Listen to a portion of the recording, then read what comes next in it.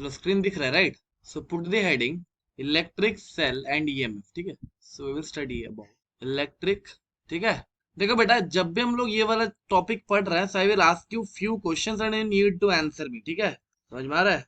So we don't know what is an electric cell is, right, but हम लोगों ने इसको बैटरी बोला है बहुत बार, राइट। अरे हाँ ना बोलो, बैटरी को समझ में आ रहा है कि नहीं आ रहा है? सो मान लो ये एक 12 वोल्ट का बैटरी है, this is a 12 volt battery, समझ में आया? अरे हाँ ना बोलो यार। And this is a 2 ohm resistor, समझ में आ रहा है?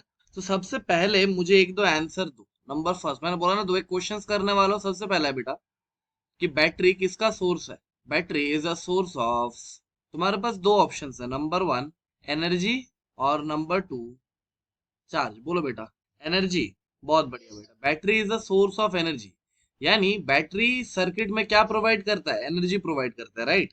It does not provide any charge. बहुत लोग ये मिसकॉन्सेप्शन में रहता है कि बैटरी चार्ज प्रोड्यूस करता है, but no, battery is a source of energy. समझ में आ रहा है कि नहीं आ रहा है?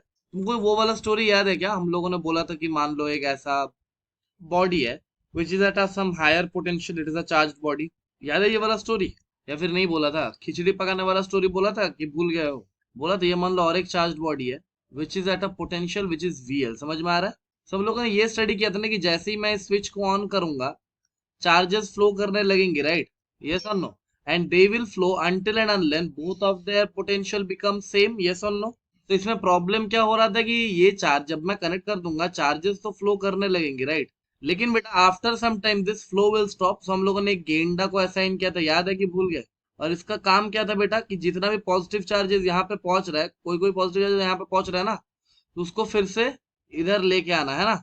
तो हम लोगों ने बोल रहे थे ना कि ये काम कौन कर सकता है? This is done by external agent. ये सुन लो, तो यही बेटा ईएमएफ होता है। मैंने बोला था ना, this is nothing but EMF, जो कि हम लोग बाद में स्टडी करने वाला है। बात समझ में आ रहा है कि नहीं आ रहा है? सोचिए, देखो बैटरी भी तो सेम टू सेम काम ही कर रहा है। It is creating a potential difference और we can say that it is providing some energy. समझ में आ रहा है कि नहीं आ रहा है? कैसे आ रहा है ध्यान से देखना। अच्छा, मैंने बोला कि ये अगर 12 वोल्ट का बैटरी है, तो इधर पे क्या होना चाहिए? जीरो मान सकता हो ना यार। तो यहाँ पे कितना होना चाहिए? क्या 12? यार यहाँ पे तुम देखते नहीं हो क्या पढ़ाई करते वक्त? ये वाला पॉइंट भी 12 होना चाहिए। अरे यहाँ पे जीरो, तो यहाँ पे कितना होना चाहिए? जीरो होना चाहिए, राइट। समझ में आ रहा है? तो यहाँ पे कितना होना चाहिए? 12 वोल्ट, राइट। यहाँ पे कितना होना चाहिए बेटा? बहुत ध्यान से सुनना। हम लोग मान सकते हैं ना कि मेरा जो भी सर्किट है भाई, उसमें चार्जेस को जैसे फ्लो कर रहा था ई प्लस, ऐसे ऐसे कर रहा है ना यार। तो मेरे को एक बात बोला, अगर मेरा ये ई प्लस इस पॉइंट पे है, तो इसके पास एनर्जी कितना होगा? यू इज इक्वल टू कितना होगा बोलो?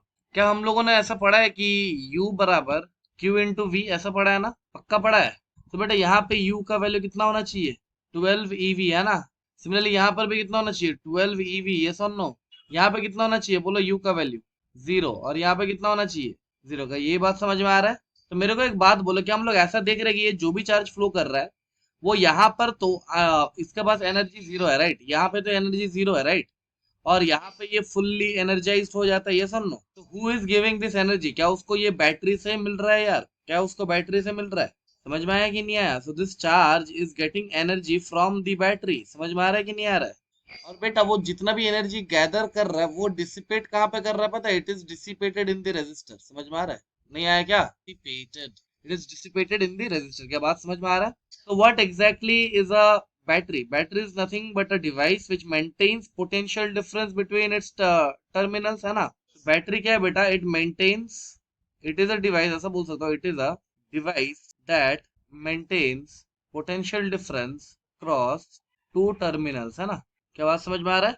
अच्छा, बैटरी जो भी हम लोग पढ़ते हैं, लेक्लांचे सेल बोलते हैं हम लोग, राइट।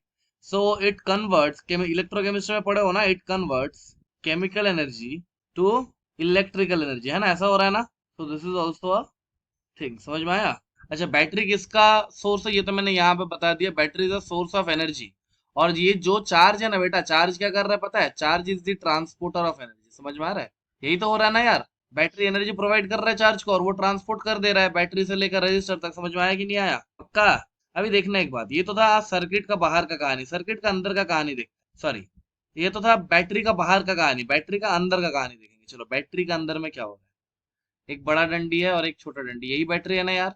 अरे हाँ ना बोलो। अच्छा, मैंने बोला था यहाँ पे मान लो इसका पोटेंशियल अगर V है, तो ये 0 वोल्ट होना चाहिए ना ऐसा बोला था ना? मान लो जब ये पॉजिटिव चार्ज यहाँ पे था, ये अपने आप इधर से इधर जा पाएगा क्या यार? ये मेरे को बोलो, एकदम कॉमन सेंस का सवाल है। यानी मैं बोल सकता हूँ कि this is the side of higher potential and this is the side of lower potential, ऐसा है ना यार। तो मैं बोलूंगा मेरा जो भी ये चार्ज है, ये lower potential to higher potential easily जा पाएगा क्या? नहीं, सोच के देखना। अरे वो अपने आप कहाँ जाता है? हायर टू लोअर, है ना। Positive charges always flow from higher to lower, है ना। नहीं आया समझ में? अरे बेटा, ये जो ई प्लस है ये कहाँ जाना प्रेफर करेगा? From higher potential to lower potential, है ना। लेकिन बेटा ये जा कहाँ रहा है एक्चुअल में? Lower to higher. ये एक्चुअल में जा रहा है lower potential to higher potential, ये सुनो। सो बेटा, this is the desired thing, this is the desired thing, है ना। ऐसा अपने आप होता है, ऐसा अपने आप होता है, ये सुनो। और बेटा ये वाला जो भी कंडीशन हम लोग पढ़ रहे हैं, इसके लिए कौन जरूरी है? एक्सटर्नल एजेंट, ये सुनो। इसके लिए कोई एक्सटर्नल एजेंट चाहिए, एक्सटर्नल एजेंट।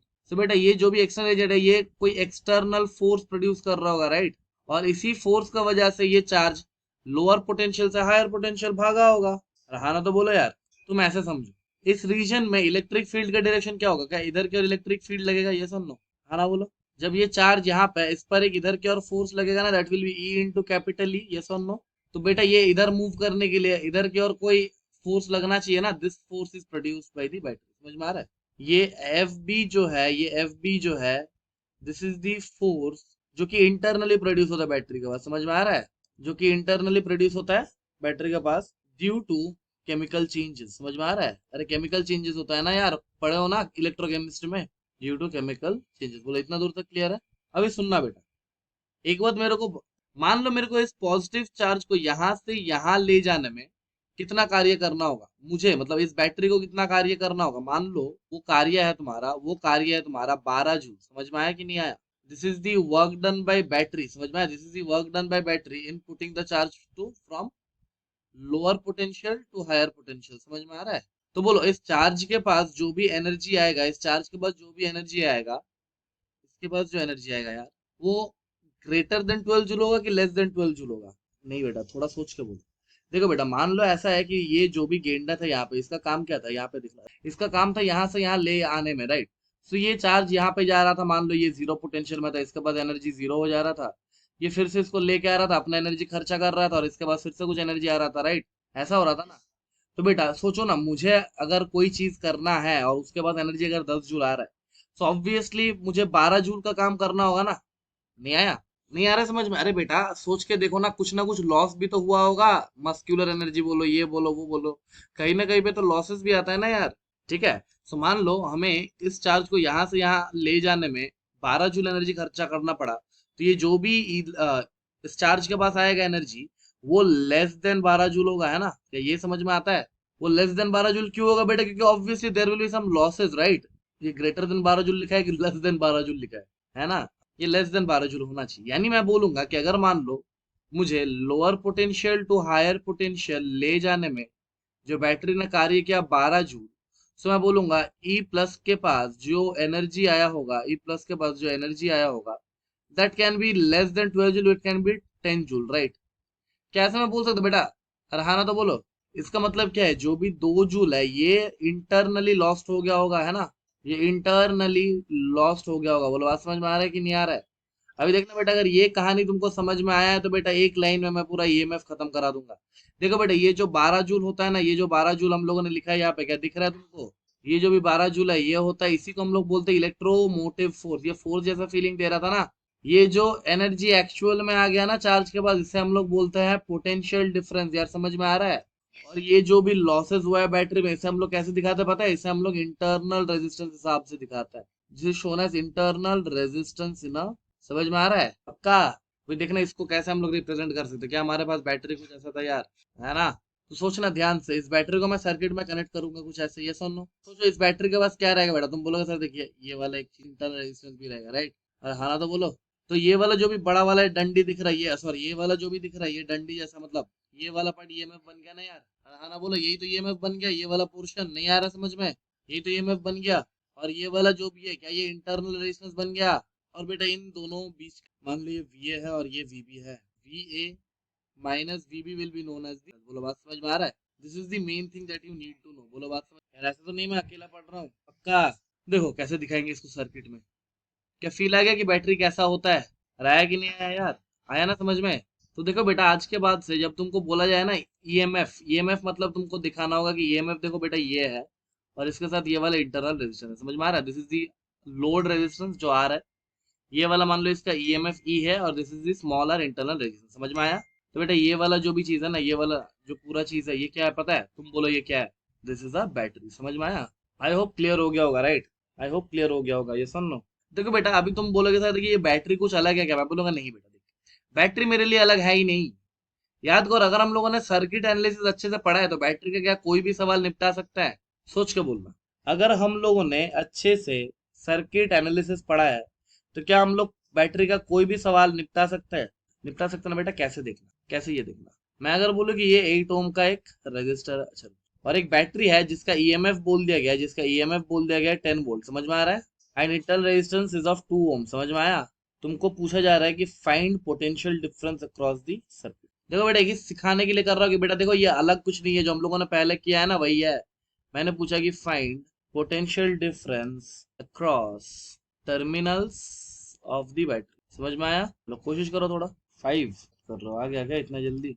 देखो मैंने कैलकुलेशंस नहीं किए, तुम अगर कॉन्फिडेंट हो तो बोलो 5 आया क्या? मुझे नहीं लगता 5 आएगा, एक बार कोशिश करो। बेटा potential difference across the terminals of battery मतलब क्या? बैटरी मेरा क्या ये वाला पूरा है? अरे हाँ ना, तो बोलो।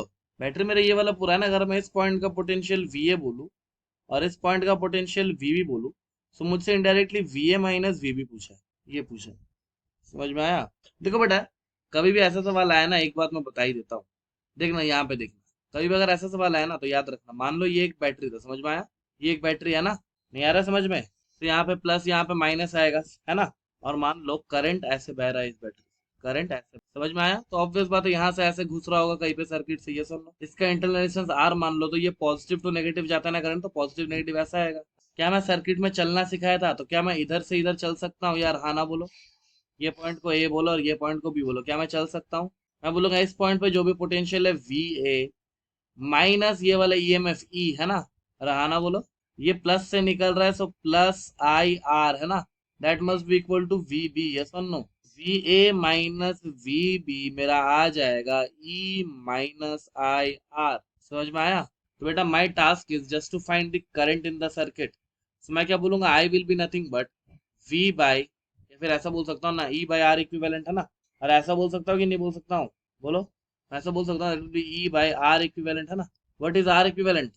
10 ओम ना, ये 8 ओम और ये 2 ओम सीरीज में है। तो मैं क्या बोलूंगा? ये हो जाएगा 10/10 which is equal to 1 ampere, right? और हाँ ना बोलो। तो मैं पोटेंशियल डिफरेंस क्या इजीली बोल सकता हूँ? That will be E minus I R, that is 10 minus I का वैल्यू 1 इंटू आर का वैल्यू 2, 8 वोल्ट, समझ में आया? This will be our answer.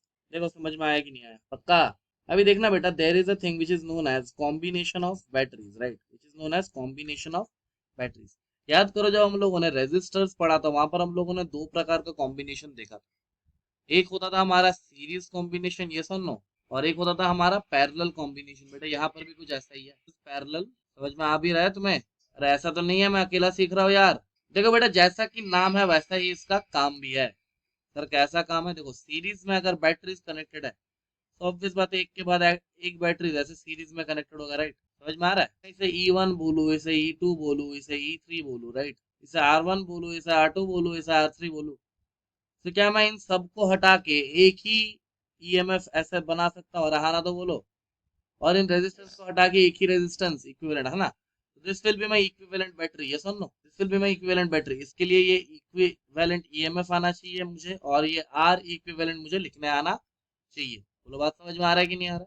अभी देखो बेटा, तुम बोलोगे सर देखिए E1 E2 E3, ये लोग तो डायरेक्ट हम लोग जोड़ देंगे ना, क्योंकि सर आपने सिखाया था कि रेजिस्टेंस और बैटरी को इधर उधर कर सकते हैं, राइट? रहा ना, तो बोलो। तो मैं बोलूंगा मेरा जो भी ई इक्विवेलेंट आएगा यार, that will B E1 plus E2 plus E3 and so on, ये सुन लो।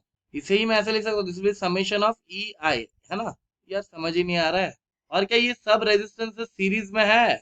So what will be R equivalent? ये भी तो ऐसे ही होगा ना यार, R1 plus R2 plus R3 and so on, है ना? तो इसको मैं बोल दूंगा ये समेशन ऑफ आर आई होगा यार। नहीं आया समझ में? पक्का? मेरा ध्यान रखना, ऐसा ही सवाल आता है, बहुत ही इजी इजी, ठीक है? लेकिन फिर भी बच्चे गलत करके आते हैं, समझ में आ रहा है? अभी देखो बेटा, यही पे मैं सिखा देता हूँ तुम्हें पैरेलल कॉम्बिनेशन। ऑब्वियस बात है पैरेलल कॉम्बिनेशन मतलब रेजिस्टर्स कुछ ऐसा होगा, राइट? ठीक है? यहाँ पे एक ईएमएफ रहेगा ऐसा और एक बैटरी का रेजिस्टेंस ऐसा रहेगा। सिमिलरली यहाँ पर भी एक EMF of the battery and resistance of the battery. बोलो बात समझ में आया है ना। इसे मैंने E1 बोल दिया, इसे मैंने E1 बोल दिया, और इसे मैंने R1 बोल दिया, इसे मैंने E2 बोल दिया, और इसे मैंने R2 बोल दिया। बोलो बात समझ में आ रहा है। तो ऑब्वियस बात है by the previous logic I can say कि यार मैं इन दोनों को हटा दूंगा यार, मैं इन दोनों को क्या करूंगा, हटा दूंगा, और मैं यहाँ पे एक ही बैटरी लगाऊंगा with a single internal resistance, right. और इसे मैं ई इक्विवेलेंट बोल दूंगा और इसे मैं आर इक्विवेलेंट बोल दूंगा। बोलो बात समझ में आ रहा है कि नहीं आ रहा है। जे वाला combination will be our equivalent battery, yes और नो। अभी जैसे कि हम लोगों ने यहाँ पे देखा, तो मुझे इक्विवेलेंट ईएमएफ लिखना आना चाहिए और इक्विवेलेंट रेजिस्टेंस लिखना आना चाहिए, राइट। बेटा देखना, मेरा जो भी इक्विवेलेंट ईएमएफ आएगा ना यार, जो भी मेरा इक्विवेलेंट ईएमएफ आएगा, समझ में आ रहा है, that will be summation of E I by are आई, ठीक है, बाई समेशन ऑफ 1/Ri। समझ में आ रहा है, समझ में आ रहा है। यानी मैं बोलूंगा मेरा जो भी ई इक्विवेलेंट है that will B E1 R1 plus E2 R2 plus E3 R3 E3/R3। यानी ऐसा देखना, ये होगा मेरा E1/R1 plus E2/R2 and so on divided by 1/Ri, यानी 1/R1 plus 1/R2 and so on. समझ में आ रहा है। And what will be the R equivalent, क्या ये पूरा रेजिस्टर सीरीज पैरेलल में है, तो अगर पैरेलल में है तो ये होगा 1/R1 plus 1/R2 and so on, right. क्या ये बात याद रहेगा यार। कैसे सवाल आएगा देखते ही छोड़ दोगे, नहीं ना। देखो बेटा इसी का बेसिस पे मैं काम कर रहा हूँ, तुम्हें एक दो सवाल करा रहा हूँ, कर लोगे पक्का। पहला क्वेश्चन देखना, जस्ट अ सेकंड बेटा, मेरा लैपटॉप का पेन टैब हैंग कर रहा है, जस्ट अ सेकंड। चलो इसी कॉन्सेप्ट के ऊपर दो एक क्वेश्चंस देखने वाले, I hope it will problem now. लिखो, out of 100 identical batteries, out of 100 identical batteries, ठीक है, जिसका ईएमएफ ई है और इंटरनल रेजिस्टेंस आर है, समझ में आ रहा है। Connected in series, connected in series, समझ में आया कि नहीं आया। मेरे पास 100 आइडेंटिकल बैटरीज है जो कि सीरीज में कनेक्टेड है, समझ में आ रहा है। उनमें से क्या कर रहे हैं, 2 आर रिवर्स, दो को हम लोग क्या कर रहे हैं, रिवर्स कर दे रहे हैं, समझ में आ रहा है। उनको पूछा जा रहा है now find E equivalent and से प्रॉब्लम कर रहे हैं यार आर, समझ में आ रहा है। ठीक है, ये समझ में आ गया फर्स्ट क्वेश्चन।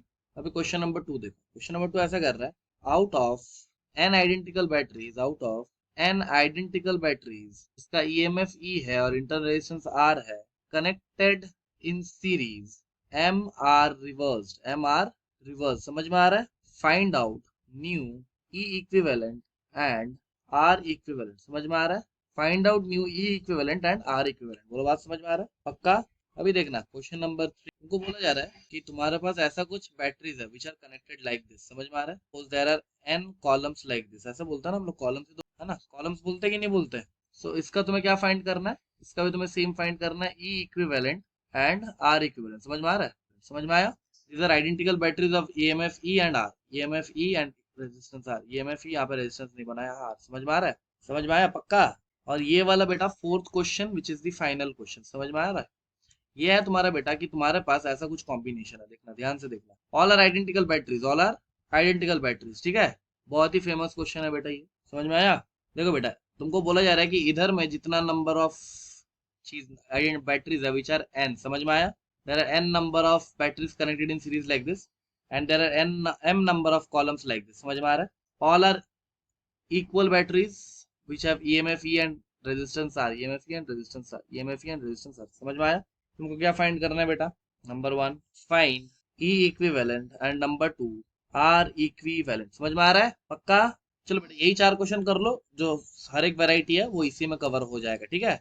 सबसे पहले क्या बोल रहा है कि there are 100 identical batteries, right. ये नहीं ऐसा है, ऐसा है ना, ये सुन लो।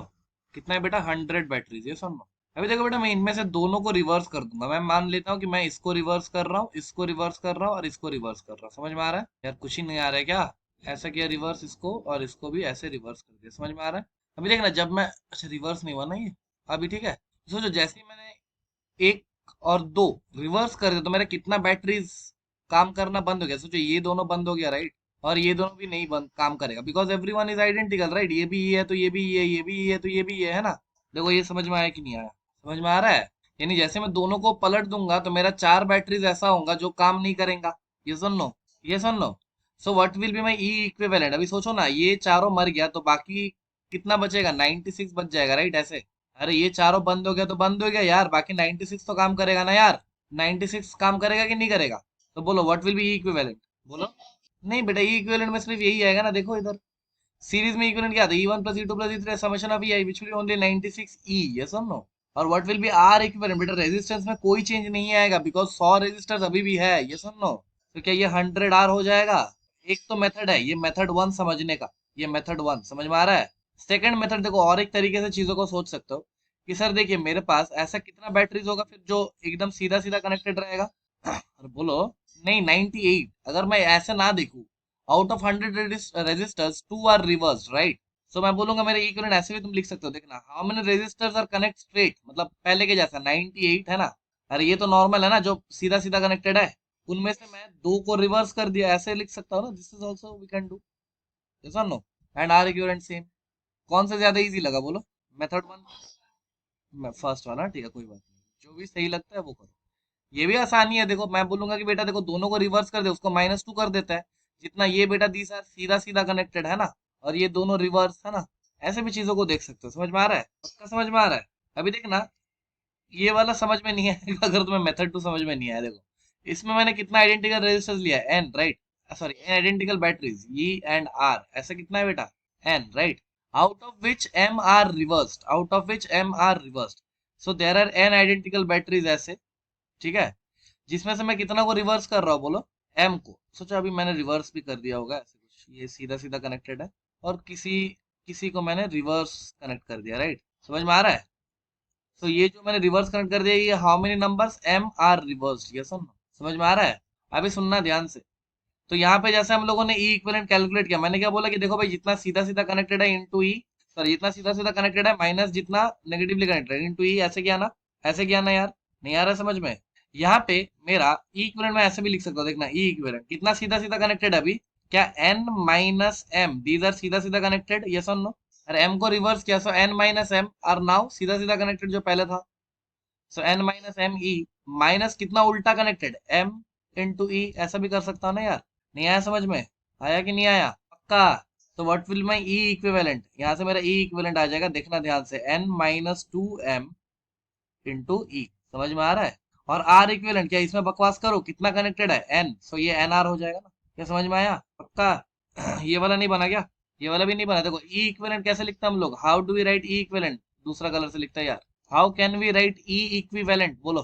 क्या हम लोग ऐसे लिखते हैं, E1/R1 यानी E by R plus E by R, है ना? ऐसा चलता जाएगा कितना टाइम्स, एन टाइम्स, यस और नो? क्या ये मैंने नहीं बोला था कि कितना बार है, एन टाइम्स है, राइट? ठीक है। डिवाइडेड बाय क्या, 1/R1 प्लस 1/R2 यानी 1/R प्लस 1/R, ऐसे ये एन टाइम्स, राइट? नहीं आ रहा समझ में? ऊपर में क्या होगा देखो, E by R N times, क्या ये होगा, N E by R divided by 1/R N times, क्या ये होगा, एन बाय आर। क्या एन एन कैंसिल आउट हो जाएगा? क्या आर आर कैंसिल आउट हो जाएगा? तो मेरा ई इक्विवेलेंट क्या हो जाएगा यार, ई इक्विवेलेंट विल बी ई, समझ में आया? तो बेटा देखो बैटरीज को पैरेलली कनेक्ट करने से सेम बैटरीज कोई भी फर्क नहीं आता, दिख रहा है ना? और आर इक्विवेलेंट क्या हो जाएगा, कि ये बताऊं मैं, क्या ये आर बाई एन हो जाएगा, N resistors connected in parallel, right? ये होगा बेटा N resistors connected in parallel. अच्छे से लिख देता हूँ यार।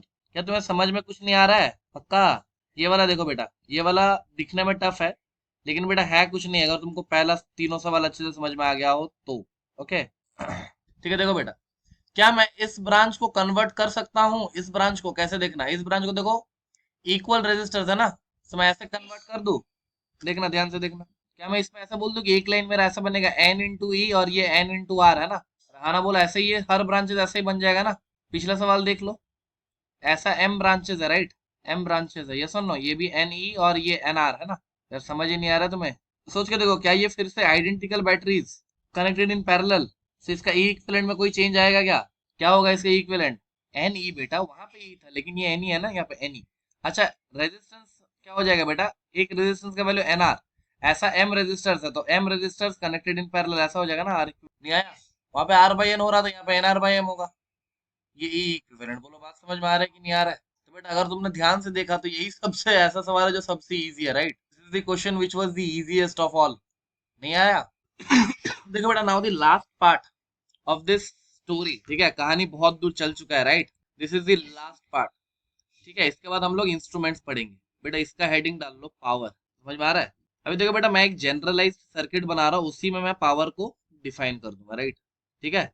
बस जितना मैं बोल रहा हूँ उतना तुम्हें समझ में आना चाहिए बस, ओके? यार बोलते ही नहीं हो कुछ।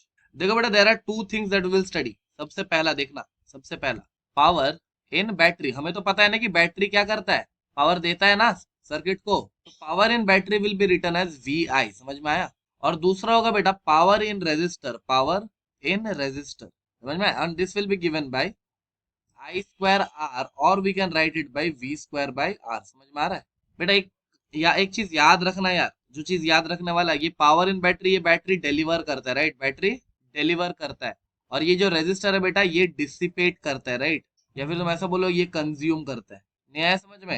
अरे याद करो ना, हम लोगों ने वही तो पढ़ा था कि जितना बैटरी जितना एनर्जी दे रहा है वो कहाँ जाके कंज्यूम हो जा रहा है, रेजिस्टर में जाके कंज्यूम हो जा रहा है। बोलो बात समझ में आया? बोलो बात समझ, बट लेकिन एक बात का बहुत खास ध्यान रखना, जैसे कि मान लो मैं अगर बोलूँ कि एक ऐसा बैटरी है, ठीक है, जो कि यहाँ पे 10 वोल्ट है, और मान लो करंट ऐसे जा रहा है 3 एम्पियर, समझ में आ रहा है, तो यहाँ पे तुम जो पावर लिखोगे, the power that will B right, तुम बोलोगे सर देखिए V इंटू आई है ना, रहा ना, तो बोलो, तुम बोलोगे सर ये 30 वाट आएगा, राइट। लेकिन अगर मैं इसी चीज को थोड़ा सा घुमा दूं ना, तो देखना तुम गलती कर दोगे, ऐसा देखना। और अभी मैंने क्या किया, ये ऐसे 3 एम्पियर को ऐसे लगाया, राइट। बेटा एक बात याद रखना, अगर करंट पॉजिटिव टर्मिनल से निकल रहा है तो पावर विल बी पॉजिटिव, और अगर नेगेटिव टर्मिनल से निकल रहा है तो power will be negative, right. तो यहाँ पे पावर क्या होगा, माइनस ऑफ 30 वाट, याद रहेगा बेटा। याद रखना अगर पावर नेगेटिव आ रहा है ना बैटरी, तो मैं बोलूंगा बैटरी एनर्जी ले रहा है कि दे रहा है, बैटरी इज कंज्यूमिंग एनर्जी ना, समझ में आया? बैटरी इज कंज्यूमिंग एनर्जी, ये सुन लो। और बेटा पावर अगर मेरा पॉजिटिव आ रहा है तो मैं बोलूंगा बैटरी इज गिविंग एनर्जी। याद रहेगा कि भूल जाओगे? याद रहेगा कि भूल जाओगे? तो फिर सर आपने अभी बोला कि power in a battery will be given by V I, and power in a resistor will be given by I square R, और is equal to V square by R, है ना? क्या ये बात अभी तक सीखा हम लोगों ने? ध्यान से देख के बोलो। पावर्स को सर हम लोग लिखते this is nothing but energy by time, ये सुन लो। तो और ऐसा भी लिख सकते हैं कि power is equal to D by D T, तो बोलो यार। तो सर इसी का यूज लेके क्या मैं ऐसे लिख सकता हूँ कि मेरा जो भी पावर, पावर इन बैटरी, इसको मैं लिख सकता हूँ V I, right, which I can also write as dE by dt, ये सब। तो मुझे यहाँ से dE क्या मिल जाएगा, that will be I V dt, ये सुन लो। और क्या मैं दोनों तरफ इंटीग्रेट कर दूंगा तो मुझे टोटल एनर्जी बाय बैटरी मिल जाएगा, क्या ये होगा integral of V I D T. ये समझ में आ रहा है पक्का? और हम लोगों ने एक बात पढ़ा था यार, कि power in a resistor that is equal to I square R, right. So मैं ऐसा ऐसे लिख सकता हूँ ना कि D by D T will be equals to I square R, है ना। तो डी का वैल्यू क्या हो जाएगा, क्या ये I square R into D T होगा यार। और क्या मैं दोनों तरफ इंटीग्रेट कर दूंगा तो मुझे ई टोटल मिल जाएगा इन अ रेजिस्टर, और that will be equals to integral of I square R d t. बोलो बात समझ में आ रहा है कि नहीं आ रहा है? देखो बहुत ही लल्लो लल्लो सवाल यहाँ पे पूछा जाता है, समझ में आ रहा है? बहुत लल्लो लल्लो सवाल, ठीक है। जैसे कि फॉर एग्जाम्पल तुमको बोल देगा current as a function of time, ठीक है, and you need to calculate power. एक क्वेश्चन देखते हैं, जैसे कि फॉर एग्जांपल मानो, जैसे तुमको बोला जा रहा है, मान लो कि current as a function of time I is equal to 2t plus 1 ampere, ऐसा समझो, ठीक है। और resistance is equal to 2 ohm कर दूंगा, 2 ओम, समझ में आ रहा है? तुमको क्या पूछा जाएगा ये इन्फॉर्मेशन देने के बाद, कि फाइंड हीट डिसिपेटेड, ऐसे ही बोलेगा, find heat dissipated, find heat dissipated across the resistor, across the resistor in 5 second, समझ में आया? चलो करके बताओ। देखो बहुत ही सिंपल है, राइट। सोल्यूशन देखना कि ये current as a function of time given है, तो मैं बोलूंगा मेरा जो भी एनर्जी डिसिपेट होगा रेजिस्टर में, क्या वही हीट के फॉर्म में होगा? फिर बोलते ही नहीं हो कुछ। क्या वो होगा integral of I square R d t, यानी 2t प्लस 1 का whole square I square R, यानी 2 ओम इंटू डी टी, है ना। कहां से कहां तक बेटा, इन 5 सेकंड बोला ना, तो इसको 0 से 5 बस इंटीग्रेट करना है। कैसा लल्लू सवाल आएगा तो देखते ही छोड़ दोगे? अरे पक्का। So this was the power thing, right. अभी एक बात आता है, देखो जैसे कि फॉर एग्जांपल तुमको कभी कभार मान लो अगर तुमको दिया जाए कि calculate energy of your house, मतलब कितना यूनिट आता है हम लोग, होता है ना, तो इसको ऐसे लिख लो, दो एक लाइन बस पढ़ा देता हूँ इसके बारे में, कि बिल कैलकुलेशन, समझ में आ रहा है? Bill calculation. तो इससे पहले मेरे को एक बात बताओ, हमारा जो गवर्नमेंट है वो हमें किसके लिए चार्ज करता है? किसके लिए चार्ज करता है बोलो? एनर्जी, पावर, करंट, वोल्टेज, क्या बोलो? देखो हमारा जो गवर्नमेंट है वो हमें चार्ज करता है on the basis of energy consume, समझ में आ रहा है? Energy consume. अच्छा ऐसा तुम लोगों ने सुना होगा पापा मम्मी के मुंह से कि 1 यूनिट आया, 2 यूनिट आया, ऐसा बोलते हैं ना हम लोग कि 1 यूनिट का बिल आया, 2 यूनिट का बिल आया, समझ में आ रहा है? तो ये बेटा 1 यूनिट जो हम लोगों ने डिफाइन किया है, 1 unit is equal to 1 kilo watt hour, समझ में आ रहा है? अच्छा 1 किलो वाट आवर मतलब मैं ऐसा भी बोल सकता हूँ ना कि this is nothing but 1 unit is equal to 1000 watt hour, है ना? ऐसा है ना? इसका मतलब समझने का कोशिश करते हैं कि व्हाट एग्जैक्टली इज 1 यूनिट। तुम बोलोगे सर देखिए ये ऐसा बात है कि अगर मेरे पास एक अप्लायंस है, if I have a appliance ठीक है, आई हैव अ अप्लायंस, इसका पावर रेटिंग है 1000 वाट, समझ में आया? जिसका पावर रेटिंग है 1000 वाट, और मैं इसको क्या कर रहा हूँ, I am running this for 1 hour, I am running this for 1 hour. तो मेरा जो एनर्जी कंज्यूम होगा, मेरा जो एनर्जी कंज्यूम होगा, that will correspond to 1 unit. समझ में आ रहा है? याद रहेगा कि भूल जाओगे? याद रहेगा ना? इसको हम लोग ऐसे हो सकते हैं कि 1 unit is equal to, this will imply 1 unit is equal to 1000 watt को वाट ही रहने देता है। समझ में आ रहा है? और आवर को सेकंड में कन्वर्ट करते हैं, विच इज 60 × 60। ओके, सो मैं अगर देखूंगा तो मुझे यहाँ से एक और बात पता चल जाएगा कि 1 unit will be equals to 36 × 10⁵ joule. समझ में आ रहा है? So this is also one more thing. ठीक है, अभी देखो बेटा क्वेश्चन कैसा आ सकता है, वैरायटी देख लो यार। बहुत ही, मैंने बोला ना, ये बहुत सिंपल सा पार्ट है, हम लोगों ने जो भी टफ पार्ट था वो ऑलरेडी डन कर दिया है। ठीक है, now we are only interested in the easy things of the chapter. Okay यार, कुछ बोलते ही नहीं हो क्या? तुम्हें कुछ भी समझ में नहीं आ रहा है? पक्का? देखो बेटा, मैं बोलूंगा, मान लो तुम्हारे पास दो फैन है, दो फैन है, समझ में आ रहा है? Which is running, which is rating of the fan is 100 वाट। समझ में आ रहा है? फैन का रेटिंग कितना है बेटा? 100 वाट, जो कि तुम्हारा 3 घंटे चल रहा है। समझ में आ रहा है? तुम्हारे पास दो लाइट है यार, तुम एकदम समझ में नहीं आ रहा है क्या? जो कि मान लो 50 वाट का है, 50 वाट का है, और वो मान लो चल रहा है 8 आवर। समझ में आ रहा है? और एक एसी है, एक एसी है जो कि मान लो 1000 वाट का, जो कि मान लो 1000 वाट का, वो चल रहा है 2 घंटा in a day, 2 hours in a day. समझ में आ रहा है? तुमको बोला जा रहा है कि 1 यूनिट का जितना भी प्राइस है, 1 यूनिट का जितना भी प्राइस है, वो ₹10 है। समझ में आ रहा है? तो तुमको बोला जाएगा find the bill, find the bill consumed in 1 day. Okay, find the bill consumed in 1 day. Okay, कैसे करेंगे ये समझ में आ रहा है? देखो बेटा, मुझे पता है कि 1 kWh is equal to 1 unit, है ना? तो मैं देखूंगा कितना एनर्जी टोटल कंज्यूम हो रहा है, ये सुन लो। So energy consumed in 1 day.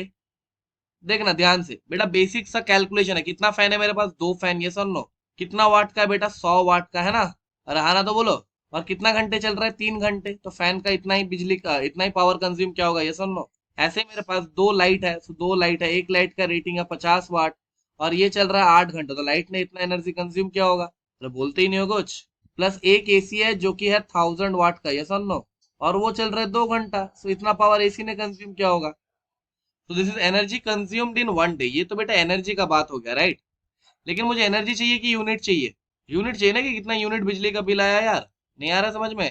देखो बेटा, मुझे पता है कि 1 unit is equal to 1000 watt hour, है ना? तो मेरा टोटल एनर्जी इतना आया, right? My total energy is इतना है, मैं डिवाइडेड बाई इतना कर दूंगा तो क्या मुझे नंबर ऑफ यूनिट्स मिल जाएगा? अरे हाँ ना, तो बोलो यार। प्रॉपर यूनिटरी मेथड नहीं आया समझ में? मैं बोलूंगा 1000 वाट करस्पॉन्ड्स टू 1 यूनिट। सो मैं बोलूंगा 1 watt hour will correspond to 1/1000 units, yes or no?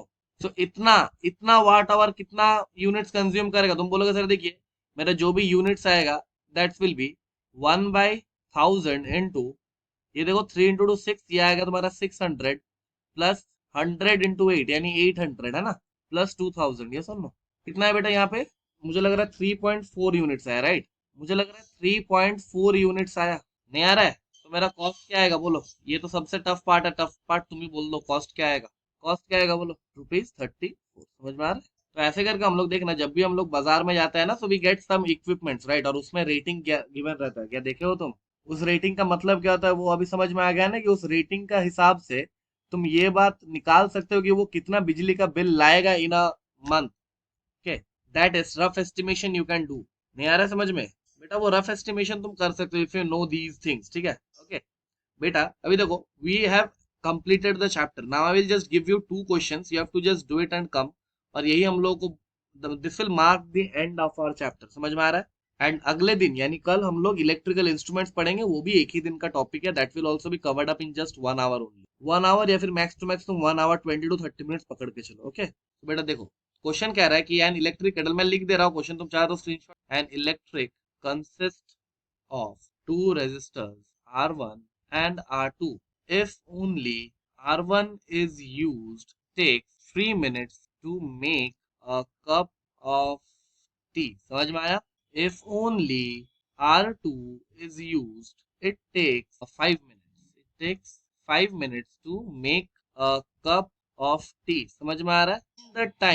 Find the time it will take to make tea if both R1 and R2 are connected number one in series, मतलब पहली बार in series, ठीक है, और दूसरी बार in parallel.